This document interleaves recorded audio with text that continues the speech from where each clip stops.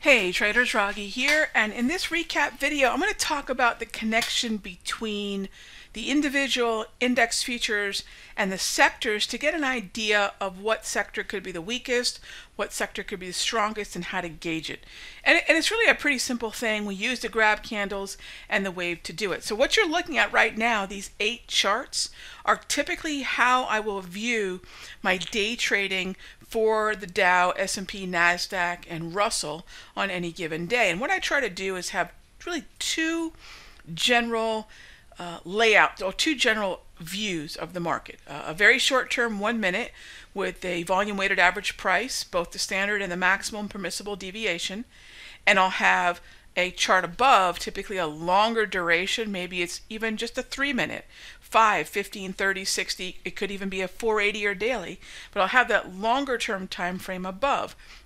And what we were looking at for most of the day was whether or not the early morning clearing range breakdown would turn into some better follow through to the downside throughout the day. So let me show you what that clearing range breakdown looked like earlier today. And let's see, here we go. Fast forward to the opening bell. There we go.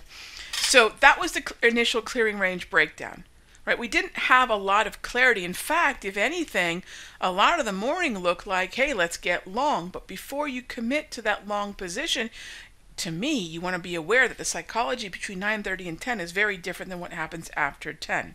So you can see right about here, the market broke down. And that is where the clearing range trade triggers. And that's an automatic alert, an automatic reminder that the trading range was broken, the clearing range, and we get short. Now, two things happened that made this day a little bit more of a choppy range-bound day, but I remained bearish throughout most of the day. And the two things that kind of rallied the market, and artificially so, if you want to look at it that way, was number one, and these things matter when you're looking at a 1 minute chart.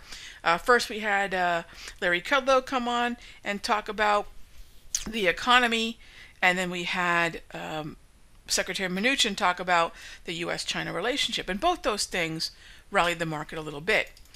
Now, mind you, we had a very interesting GDP number come out, and that GDP number basically said that we continue to see a rate of change stair-stepping lower in gross domestic product. Now, as expected, the powers that be said, you know what, this is expected because the government shutdown. I think we would have seen a ratcheting lower of the GDP regardless, okay? But as all this is happening, I'm looking for my edge. It's really hard to find an edge here, whether you're looking at the NASDAQ or the S&P. Now, one of the reasons we liked the Dow sell-off, let's get to this now. Those are the things that were affecting the market throughout the morning. And these kind of fundamental headline type conversations are very common, and they're going to affect your 1 minute trading. You've got to keep an eye on these things because that's where sudden volatility comes from. You see a representative on the television talking about U.S.-China, they're not going to usually talk it down, especially when you see Mnuchin or Kudlow, right? They're not there to talk it down, right? At this point, we're pretty sure that we know what they're going to do when they hit the airwaves.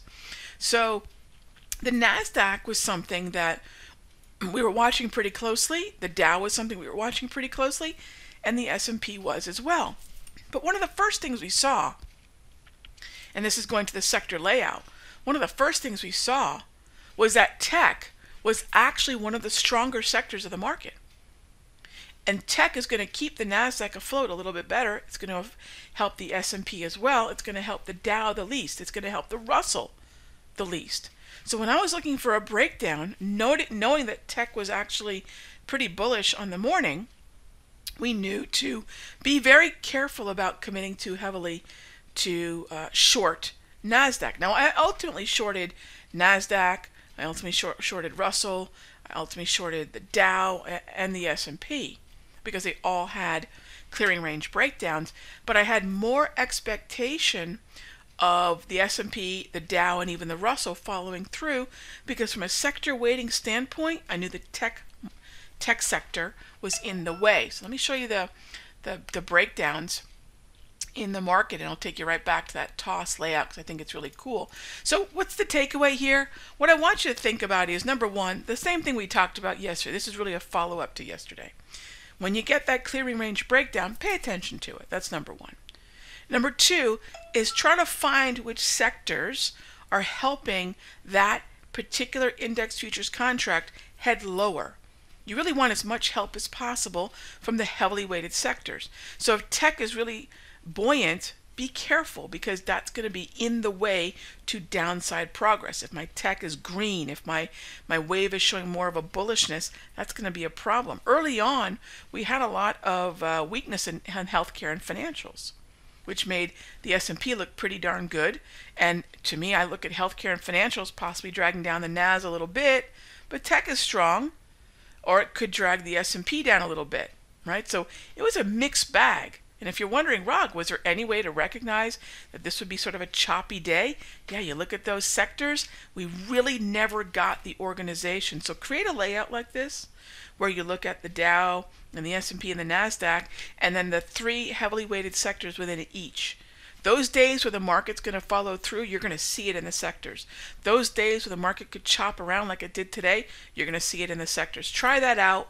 Use it for confirmation. Use it for a heads up for how clear the market may be.